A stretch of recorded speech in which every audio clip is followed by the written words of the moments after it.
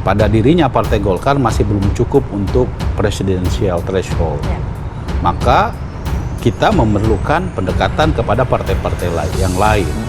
Namun karena politik sifatnya tentu tidak bisa the winner take all, maka kita harus pastikan kemungkinan bahwa kita pun jika harus misalnya mengambil bersama dengan koalisi yang lebih besar, maka ya kita bisa kemungkinan masuk di dalam koalisi tersebut. Dan juga mendapatkan posisi mungkin sebagai cawapresnya begitu kan? Kemungkinan itu masih terbuka.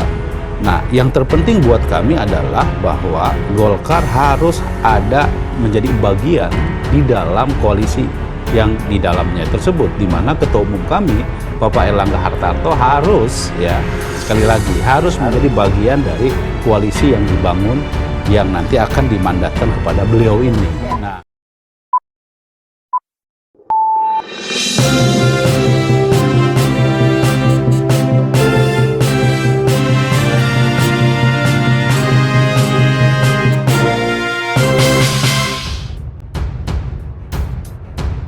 menanggapi kemungkinan-kemungkinan yang disampaikan Bang Henry Satrio, seperti apa?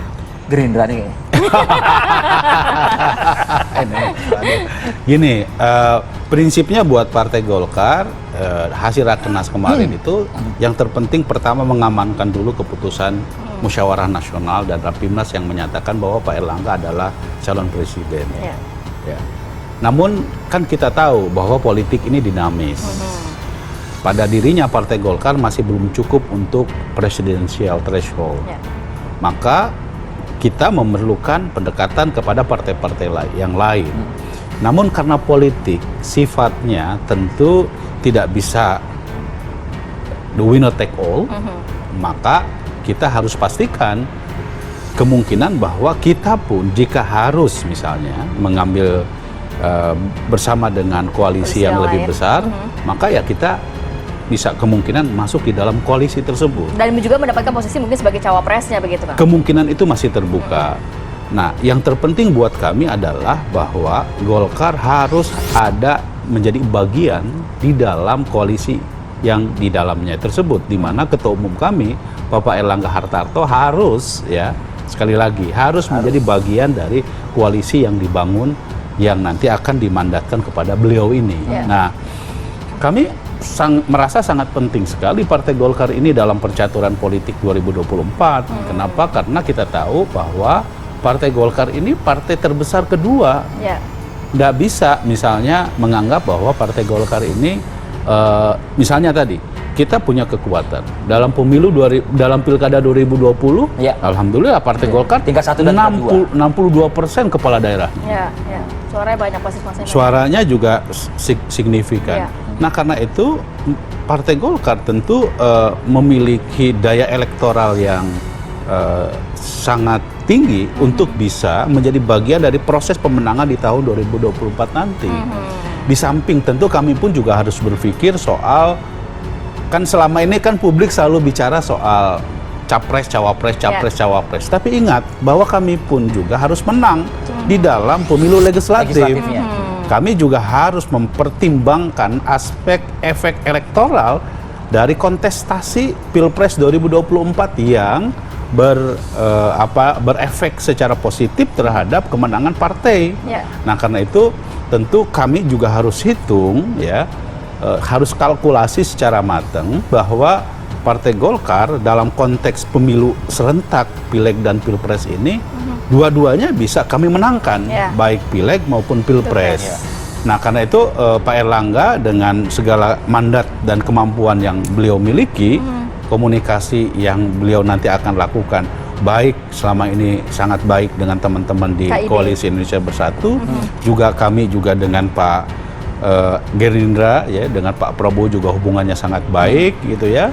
Dengan PDI Perjuangan juga sangat baik, dengan PKB juga sangat baik, termasuk ya dengan Pak Surya Paloh, gitu, dengan Nasdem, tapi dengan Pak SBY atau dengan Pak AHY dari Partai Demokrat, dengan PKS juga sama. Ya, yang menjadi catatan penting buat kami kan sebetulnya adalah visi yang ingin diusung oleh Partai Golkar sebagai partai yang berpengalaman di dalam konteks pembangunan di Indonesia adalah mau nggak kita letakkan ini semua dalam kerangka kita ingin satu, bahwa ke depan kita ada tantangan ingin menjadi negara maju. Bahwa bonus demografi di tahun 2024 sampai 2035 jelas di depan mata kita.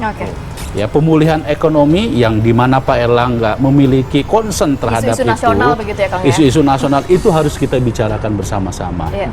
Jadi bukan hanya semata-mata kita mau pasang seperti memasang baut mobil gitu. Kalau misalnya bautnya itu nggak cocok, kenapa gitu? Bang Hensat, kalau mendengar pernyataan dari Kang Aceh, keberlanjutan nasional, keberlanjutan nasional dalam arti ternyata banyak sekali yang dipikirkan oleh Partai Golkar sehingga langkahnya ini harus hati-hati gitu ya, mendekatkan diri kepada yang kanan atau yang kiri gitu. Nah, kalau saya sih dengan yang tadi saya sampaikan, sangat mungkin sebenarnya Golkar saya lebih condong memprediksi Golkar tuh akan ke Gerindra dibandingkan ke PDI Perjuangan.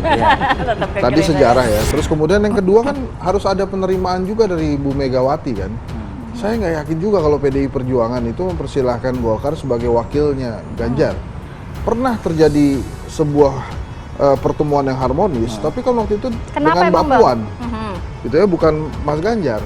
Bu Mega kan dengan punya pengalaman tersendiri dengan Golkar gitu ya. Tapi kalau Pak Prabowo dengan Golkar tuh lebih dekat gitu ya. Jadi saya kok cenderung kalau memang nanti hari Jumat ada yang berkunjung ke PDI Perjuangan itu cuma sekedar kunjungan saja. Sowan aja. Paling nanti alasannya untuk membuktikan bahwa KIB tidak pecah. Satu datang ke Golkar, satu datang ke PDI Perjuangan, datang semua gitu kan. Bacanya kan begitu, ini buktinya. Meskipun nggak bawa apa-apa lah gitu ya kan. Makanya kan it's complicated kan gitu. Jadi, tapi kalau ujungnya sih saya memprediksi lebih dekat ke Gerindra dibanding. Karena dari penjelasan dari Kang Aceh tadi jelas kan soal ekonomi, soal sepakat dengan kita ingin negara ini maju dan lain sebagainya. Jaminan yang selama ini juga sudah diucapkan kalau nggak salah begitu ya oleh Ketua Umum Partai Gerindra juga terkait hal tersebut begitu Pak. Nah iya, dan satu lagi kan yang tadi saya katakan, tegak lurusnya Erlangga Hartarto ke Pak Jokowi ini gitu ya. Kalau kemudian per hari ini kita lihat Pak Jokowi lebih ke Prabowo Subianto gitu ya, jadi artinya Prabowo Widodo gitu. Daripada keberlanjutan dari Bapak Presiden Joko Widodo, bukan ke Ganjar Soekarno Putra gitu ya. Nah ini mungkin juga Golkar akan ke sana karena saya lihat agak ruwet juga kalau kemudian Golkar ini bersama PDI Perjuangan gitu. Nah itu ngomongnya tuh di akar rumput gimana tuh? Akar rumputnya PDI Perjuangan. Ada mesin partai jumlahnya 62% tadi disampaikan oleh Pak. Oh iya, itu satu hal, itu pasti menguntungkan. Tapi di akar rumputnya gimana? Ini periode pertama loh ya, bukan periode kedua. Kalau periode kedua kan kemungkinan besar ke Gerindra. Ya, ke Gerindra. Kalau periode kedua mudah ngomongnya. Kita kan siapapun presidennya Golkar berada dalam pemerintahan. Itu periode kedua. Tapi kalau periode pertama saya agak nggak yakin juga. Karena keinginan untuk mendorong Erlangga Hartarto itu besar sekali, tapi ya saya pesan juga ke Golkar, jangan sampai kemudian kan ada pengalaman sebelumnya ada ketua umum Golkar yang akhirnya nggak dapat apa-apa gitu. Nah itu juga mungkin pertimbangan ya, jangan sampai kemudian partai sebesar Golkar, ketumnya tuh satu enggak, dua enggak gitu ya. Jangan-jangan mau bikin ini sendiri? Enggak, kami sangat yakin ya bahwa dalam kontestasi 2024 ini, apalagi sekuen waktunya masih sangat cukup ya untuk kita melakukan komunikasi politik.